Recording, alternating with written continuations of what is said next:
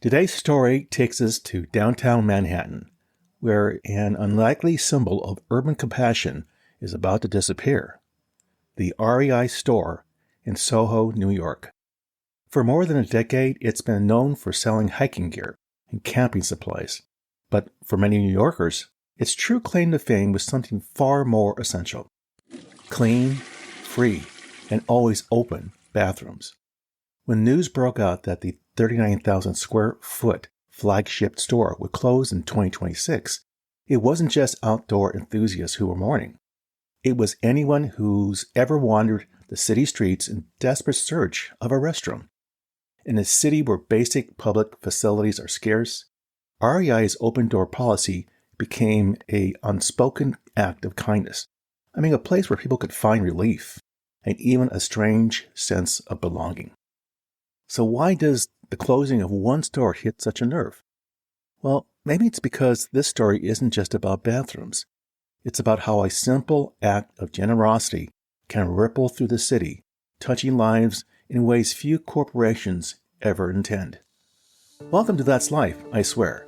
This podcast is about life's happenings in this world that conjure up such words as intriguing, frightening, life-changing, inspiring, and more. I'm Rick Barron, your host. That said, here's the rest of the story.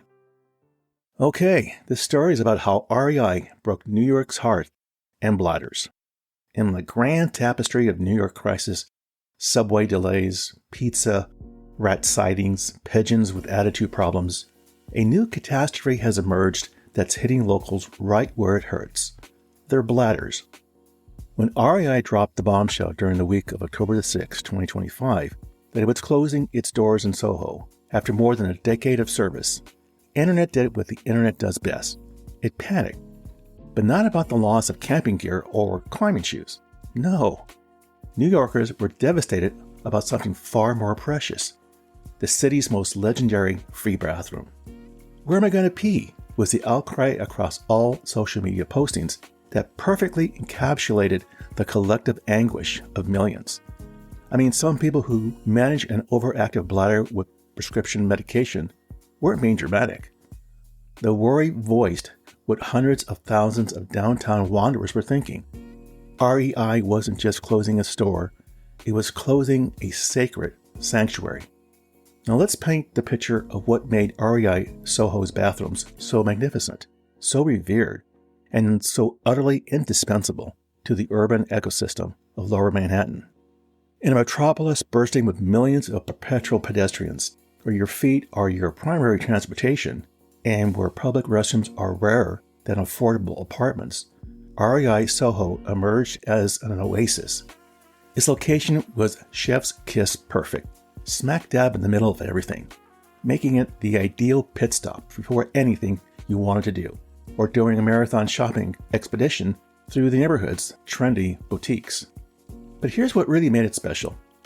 The place was enormous, and I mean enormous.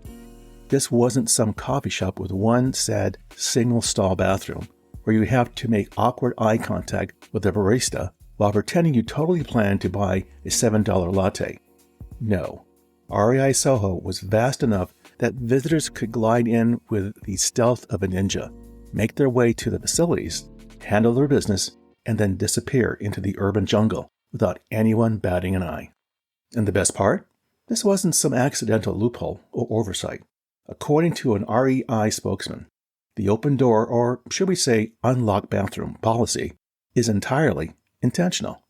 The company operates 195 stores across the United States, and not a single one locks its bathrooms. It's part of their mission to create a very welcoming environment, a philosophy that has inadvertently made them the unsung heroes of urban bladder relief. Benjamin Kamazuli, a 33-year-old actor, arrived in New York City from Canada in 2021 with dreams presumably related to his chosen profession. What he got instead was a 3-month education in the true needs of New York City residents, stationed in REI's rock climbing shoes and camp section on the same level as the store entrances. Benjamin quickly discovered what his real job description entailed. 75% of the time, the question I would get is, "Where is the bathroom?" he recalled. presumably having had this particular phrase seared into his brain through sheer repetition. Imagine showing up to work at an outdoor equipment retailer, ready to discuss the merits of various hiking boots or the proper installation for sleeping bags, only to become a de facto bathroom concierge. Benjamin's experience reveals a very beautiful truth about REI SoHo. It had transcended into its intended purpose and become something more vital to the community, a public service. Even neighboring businesses got in on the action, sending their own customers to REI when nature called.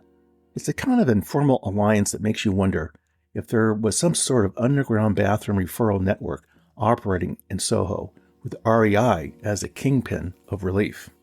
The announcement of the closure came with the standard corporate language one expects from such decisions. Ken Voller, REI's Co-ops Divisional Vice President of Store Operations, acknowledged the difficulty of the choice and its impact on both customers and employees. Standard stuff, but then came the delightful twist. But candidly, we just did not expect the response regarding, specifically, our bathrooms and the service they provided to the New Yorkers, which is perhaps the most endearing example of corporate bewilderment in recent memory. The picture of the REI executive team sitting in a conference room, preparing for various reactions to their closure announcement. The probably anticipated concerns about job loss, nostalgia for the shopping experience, maybe some complaints about losing a climbing wall or gear selection. What they got instead was a citywide outcry about toilets. You can almost hear the confused silence in the boardroom. They're what? They're upset about the bathrooms? REI's closure comes at a particular tough time in the debate over public restrooms. Retail establishments and restaurants have increasingly been slamming their stall doors in the faces of non-customers, citing chaos management and cost control as their reasons. The most high-profile casualty of this trend came early in 2025, when Starbucks, once the beacon of hope for coffee-scented relief, reversed its nearly decade-long policy of bathroom accessibility. After years of allowing anyone to use their facilities regardless of purchase history, the coffee giant announced that bathrooms would now be for paying customers only. A spokesperson explained this was meant to improve the store experience, though one wonders whose experience was actually being improved.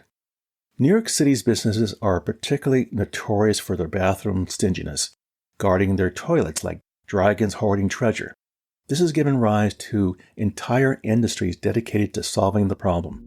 Enter Gotta Go NYC, a crowdsourced digital mapping project that tracks clean public bathrooms throughout the city, complete with social media updates, photos, videos, and ratings.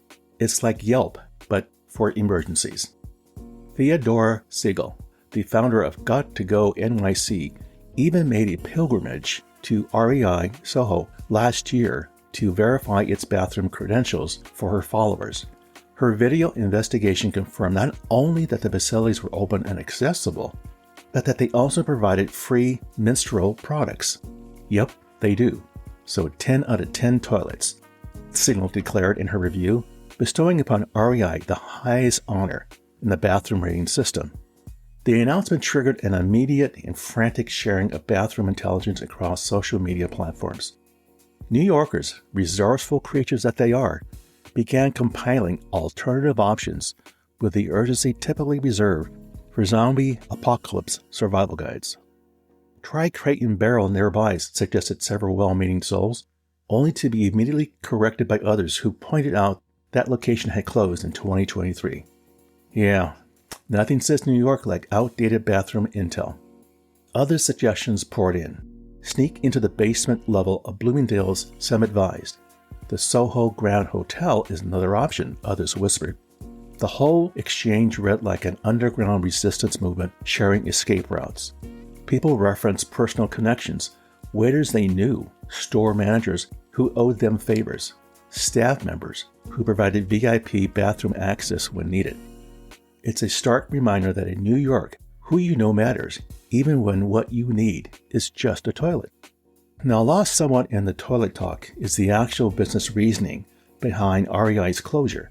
The outdoor equipment retailer has been struggling with the likes of Walmart and Amazon as they expand their gear selections while offering increasing rapid shipping options. I mean, why walk to a physical store when you can have camping equipment delivered to your door by tomorrow? The SoHo location has been embroiled in controversy recently, with workers unionizing and staging protests outside the store. Now, these are significant, serious issues affecting real livelihoods and labor conditions. But let's be honest, none of that makes up for nearly as entertaining as a story as New York's collective panic over losing access to free toilets. You gotta love it. And in a way, the bathroom fixation reveals something genuinely sweet about urban community, how small conveniences become cherished institutions, and how a corporation's simple act of keeping bathrooms accessible can generate more goodwill than any marketing campaign. Now, as the clock ticks away to the final countdown of REI's final flush, the store has secured its place in New York City's lore, not as a retailer of outdoor equipment, but as an accidental guardian of basic human self-respect. In a city that can feel hostile to the simple biological needs of its residents, REI stood as a quiet champion of accessibility. The closure in 2026 will leave a hole in SoHo, not just in the retail landscape, but in the invisible infrastructure that makes city life manageable. Where visitors once found anonymous relief between rock climbing shoes and camping stoves, there will soon be empty space and memories. So here's to you, REI SoHo Bathroom. You served millions who never bought a single piece of equipment. You were there for journalism students after long shifts, communications executives with medical needs, parents with small children, Bronx residents facing long subway rides, and countless others who just needed a moment of peace in the chaos of city life.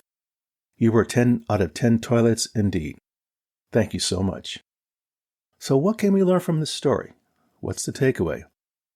This story is about the closing of REI's SoHo flagship store, which offers a surprising but meaningful reflection on urban life, community, and the small comforts that connect us.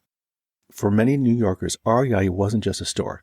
It was a rare oasis in a city where something as basic as finding a clean, free public restroom feels like a luxury. Its closure highlights how cities, even the most advanced and bustling, often fail to meet simple human needs.